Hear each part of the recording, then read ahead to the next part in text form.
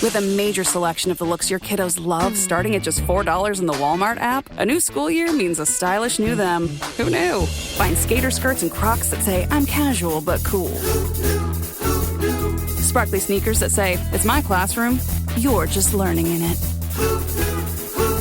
And preppy polos that say, I'm the teacher's pet, even if they're mommy's menace at home. Find their favorite styles starting at just $4 in the app. The Walmart you thought you knew is now new. Hey, it's Ryan Reynolds here from Mint Mobile. Now, I was looking for fun ways to tell you that Mint's offer of unlimited premium wireless for $15 a month is back. So I thought it would be fun if we made $15 bills. But it turns out that's very illegal. So there goes my big idea for the commercial. Give it a try at mintmobile.com/switch. Upfront payment of $45 for 3-month plan, equivalent to $15 per month required. New customer offer for first 3 months only. Speed slow after 35 gigabytes if network's busy. Taxes and fees extra. See mintmobile.com.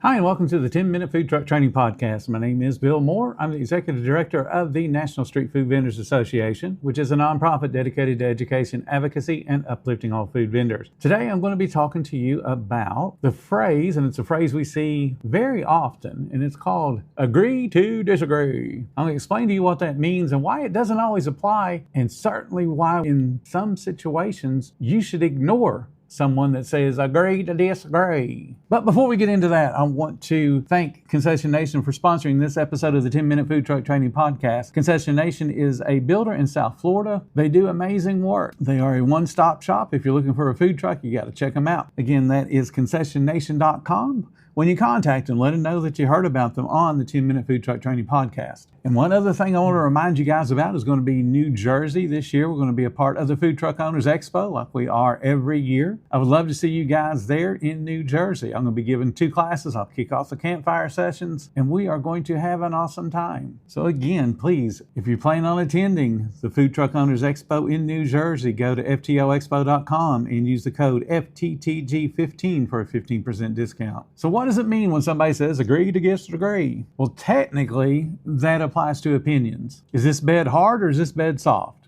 Okay, well, depending upon who's laying on it, it could be one or the other, could be both. So agree to disagree. Your opinion that it is soft may disagree with someone's opinion that it's hard. And there is no subjective way to say, yes, it is one or the other.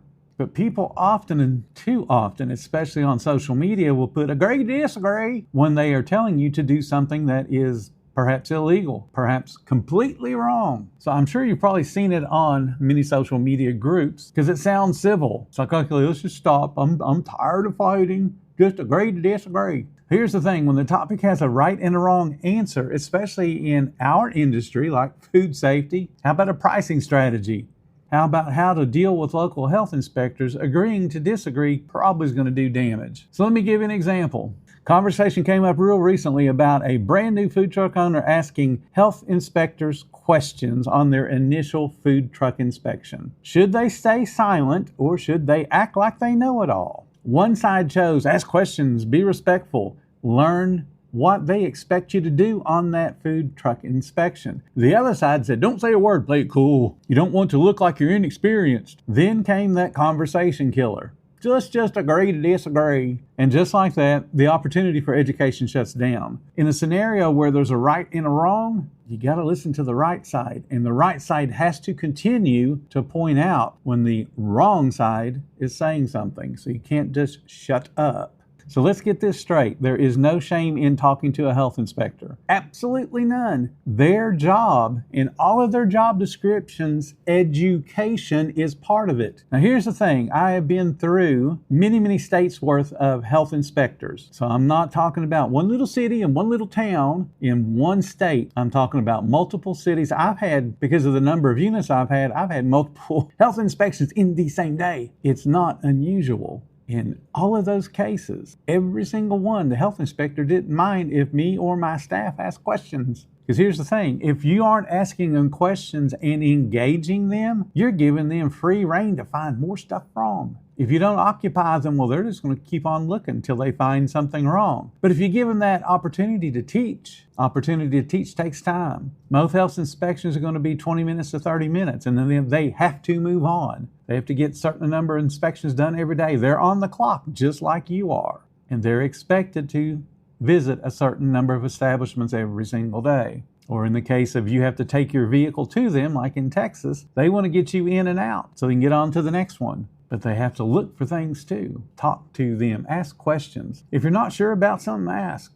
If it's a cooking temperature or a sanitizing procedure or a commissary rule, ask the questions. You cannot possibly fake it and hope for the best. Because one of the times in the future when they show up randomly without preparation, you're doing something wrong because you don't know any better, you could have asked them, and that way you would know better. A citation or a violation or a shutdown could be just a simple mistake away had you just asked the question on that initial visit. So when you got somebody out there that's saying, no, don't ask questions, you must act like you know it all. They don't like people to ask questions. That's a complete lie. It is an utter and complete lie. They want to help. They want to feel needed. Talk to them, ask questions. So let's break down what agree to disagree means, because it's got negative baggage, especially when it's used in the wrong context. It shuts down a positive conversation because people say, oh, well, each side must be valid. No, there is a right and wrong in certain circumstances. It creates that false equivalence. They think, well, it's just an opinion.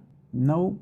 You want to ask questions. You want to learn as much as you can possibly learn. I've been doing this 40-some years, 48 years. I've had several hundred and probably a couple thousand health inspections. It's okay. Ask questions. I ask them all the time. I asked our health inspector just the other day when they came in about a new thing that our state's going to be doing in Florida. And I wanted to make sure that, number one, when it's going to take effect, and then number two, how my health inspector is going to interpret that. Because it doesn't matter what Bill thinks when he reads the law. What matters is how they're going to enforce it when they come on your food truck. So yeah, you can ask questions. They like questions. In an environment like a Facebook group, when people see that agree to disagree, it discourages other new people from asking questions or choosing the side of, should we ask? Should we not ask? So they just don't. They aren't giving the opportunity to learn because somebody is not willing to say, you know what? You might want to ask questions. Because remember, we're talking about things that have a hard, specific answer. A permit, food safety, legal compliance. It's not about a personal opinion. It's all about getting it right. Can't get it right if you don't ask for their opinion on, hey, this rule is coming out about rice. I remember before, we used to put rice on our salad bar all the time, part of our hot bar. We had a Spanish rice. Nice, easy recipe. Went out there, no issues. Never had a temp taken, never had nothing. And then a few years after we started it, all of a sudden, rice starts having issues. Well, now it becomes one of those products that they're going to temp. And they're going to ask you, how do you hold it? How do you cool it down? Do you discard it? What do you do? But when they changed that rule, you know what? We asked questions. We didn't just read the new rule and try to determine the best way to handle it. We just asked, what do you expect us to do? They don't mind. They do not expect you to know it all. And I've had health inspectors when I say, I'm not really clear on this. Can you explain what you're going to do the next time you see it? And they'll tell you step by step. When you close the door to mentorship, and that's what they're doing, they're mentoring you on a specific subject, you're not giving yourself a chance to get better. You can't be afraid to ask questions. So let's wrap this up. The next time you hear agree to disagree in a conversation, that has consequences, especially in food safety or business operations. Do not let it in there. Don't let somebody force you into being quiet because, well, it's just agree to disagree. If you are right, you continue to point out they're right because there will be other people reading that don't have the courage that you have to debate the person that's not smart enough to understand. They just might ought to shut up. Thank you guys so much for listening to the 10-Minute Food Truck Training Podcast. If you're finding everything that we do helpful, please consider subscribing. If you love what we do, there's a link in the description to show some support. Every little bit does help keep us going. Until next time, you guys have a profitable week.